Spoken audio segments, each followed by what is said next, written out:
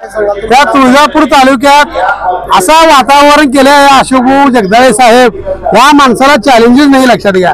त्यानं पूर्ण तुळजापूर तालुका शेतकरी मेळावा, होम मिनिस्टर मेळावा, कुठल्याही जनतेसाठी काम करणारा हा एकमेव तालुक्यातला प्रतिनिधी म्हणजे अशोकभाऊ जगदाळे साहेब हा एकच नेता आहे. काय केलं म्हणजे लोक जनतेला दिसतंय, तुम्हाला पत्रकारांना दिसतंय, असा प्रतिनिधी आमदार नसताना, सत्ता नसताना शेतकऱ्यासाठी मेळावा आतापर्यंत 35 वर्षात कुठल्या प्रतिनिधीने घेतले तुम्ही सांगा. तुम्ही पत्रकार आहे. ह्या पूर्वी 35 वर्षात चालू आमदार न म्हणा, ह्याच्या अगोदर पूर्वी आमदारांनी झालेले काय शेतकऱ्यासाठी काय केले, कोणत्या विषयाची मेळावा घेतले. हा देखावा नाही, हा जसं बोलते तसं करून दाखवते अशोकभाऊ जगदाळे साहेब. बाकी प्रतिनिधीचा देखावा नाटक आहे, कळलं का. इथं नाटक नाही, इथं कामच आहे ह्या माणसाचं, लक्षात घ्या. या माणसाला चॅलेंजेस नाही, नुसतं असंच नाही.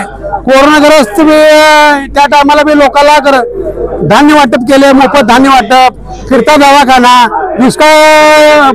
दुष्काळग्रस्त पडताना जनावरांना चारा, पाणी टंचाई, अनेक कामे केले. आणि ह्याच्या कामाच्या पावतीवरच नवरूचे सलग 10 वर्ष नगराध्यक्ष काम केल्यावर लोक जनता निवडून देते ना.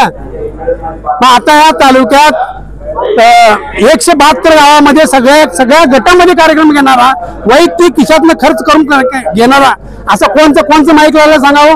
आमदार नाही, कायच नाही याच्या माणसाकडे. आपण जर कुणाला एक चहा पाजवायचं म्हणताना आपण खिशाकडे बघतो, चहा पाजवताना प्रतिनिधी आपली खिशात काय बघतो. हे माणूस व्यक्ती असा व्यक्ती आहे, सामाजिक कार्य करणारा. हा तुळजापूर तालुक्यात हा माणूस म्हणजे जनतेसाठी भाग्य समजतो आम्ही, लक्षात घ्या. भाग्य समजतो. असले माणसं लाखात एकच जन्माला येतात.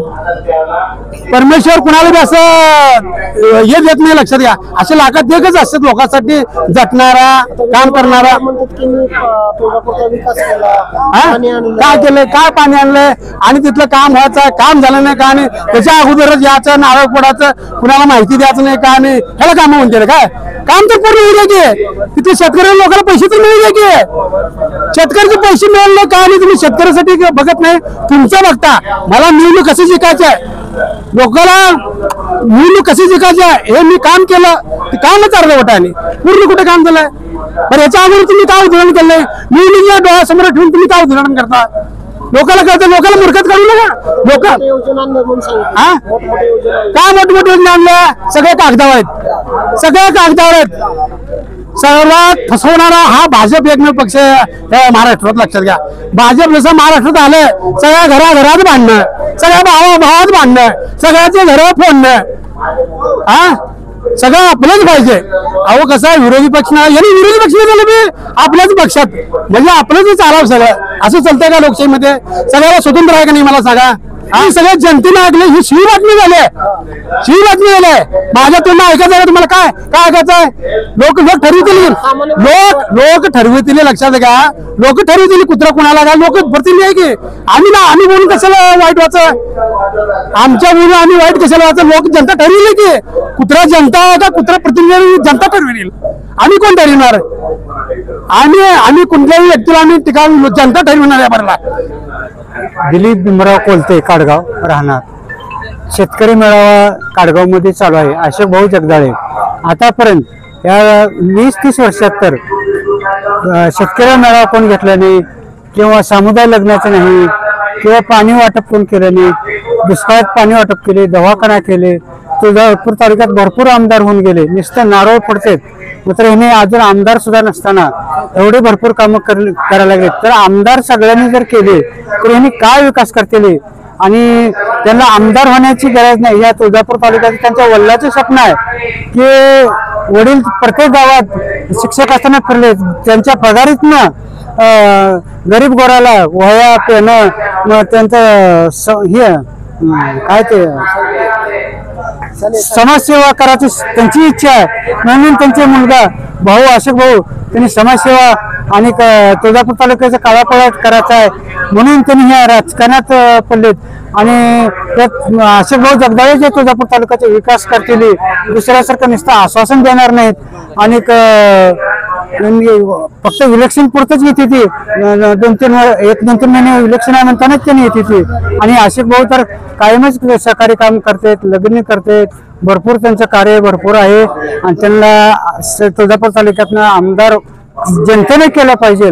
त्यांची इच्छा आहे तुळजापूर तालुक्याचा विकास करायचा. काय केलं नाही का? कोणच या तुळजापूर तालुक्याचा विकासच झाला नाही आतापर्यंत. कोणच केलं नाही. कुठल्याच नेत्यानं समुदाय लग्न घेतलं नाही, पाण्याचा पुरवठा केला नाही. दुष्काळ तर भरपूर येऊन 17 दुष्काळ येऊन गेला, एकाने बी काम केलं नाही. फक्त रोड तर बघितलं तर रोड बी खराब आहेत आमचे. आणि 2023 तर विमा तर नाहीच नाही आम्हाला, नुसतं आश्वासन द्यायचं. तर सांगतो की आम्ही सगळं जिल्ह्यासाठी केलं. ते सत्तेवर राहिल्यावर खोटं बोलावं लागणार आहे, ऍक्च्युली काय नाही. म्हणून शेतकऱ्यांचा जर विकास वाढण्यासाठी भाऊला निवडून द्यावं आणि लय म्हणजे बदल करतील. आणि त्यांचं आणि तुळजाभवानीचा कारखाना बंद पडला आणि दुसरा अशोक भाऊ जगदाळे आणि एक कारखाना उभा करून गुळ फॅक्टरी काढून तुळजापूर तालुक्यात सगळ्याला ऊसाचा भाव जास्त देणार आहेत. पुढचा आमदार कोण आता? पुढचा आमदार अशोक भाऊ जगदाळेच आहेत. कार्यक्रम घ्यायला लागलेत, लग्नाचे काय आहेत समूह. आतापर्यंत बघा हे कार्यक्रम कसा आहे, जवळजवळ किती खर्च आहे. आणि हे होम मिनिस्टर कार्यक्रम घेतलेत. म्हणजे समाजसेवा भरपूर आहे त्यांच्यात की बाबा आमदार व्हावं आणि मला नुसतं पदासाठी नाही, त्यांनी या तुळजापूर तालुक्याचा विकास करण्यासाठी त्याला आमदार व्हावं, त्यांना आमदार व्हावं. 100% ते निवडून कोणाला अशी भाऊ जगदाळे बंडू बापू डोलारे, राहणार काटगाव, तालुका तुळजापूर, जिल्हा उस्मानाबाद. या गावचा काटगावचा रहिवासी आहे. मला सगळे लग्नाचे कार्याचे अशोक भाऊ जगदाळेंनी कामं केलेली आहेत. सत्तेवर नसताना सर्व गरीबाला जाणलेली आहे ती. बदल पैशाने साड्या लुगडी नवरदेवाचे सगळे भरपूर आयार देऊन असे किती बी गेले आमदार कामदार, त्यांनी कुणीच काहीच केलं नाही. ते असले शेतकरी मेळावा घेतला नाही तिनं, कुठले मंगल कार्यालयात कुठलेही विवाह केले नाही. हे चांगलं आहे. ही काय होईल आता? हे आता जगदाळे मामा येते निवडून. कशामुळे येते पण? त्यांची कार्यकर्ते कार्यावरनं गोरगरिबाच्या आत्मा जाणणारे किंवा गोरगरिबाला जवळ धरणारे राणापर्यंत कधी आले होते तुमच्या गावात? नाही. कधीच ते आमदार होऊन गेले ती तिकडेच गेले. काय काय केलं त्यांनी? आता त्यांनी काय केले ते समाज मंदिर कुठे हे केले ते केले तीच केले. आणि हे काय करणार आहेत मग आता? ही बी ही सोय गोरगरिबाला शेतकऱ्याला काहीतरी शेतकऱ्याला सांगून त्याचे सगळे हे करून हे करणार आहे. त्यांनी चांगलं करणार आहे, तुमचा विश्वास आहे का त्यांच्यावर? विश्वास आहे. आता निवडून कोणाला द्यायचं? जगदाळे मला द्यायचं.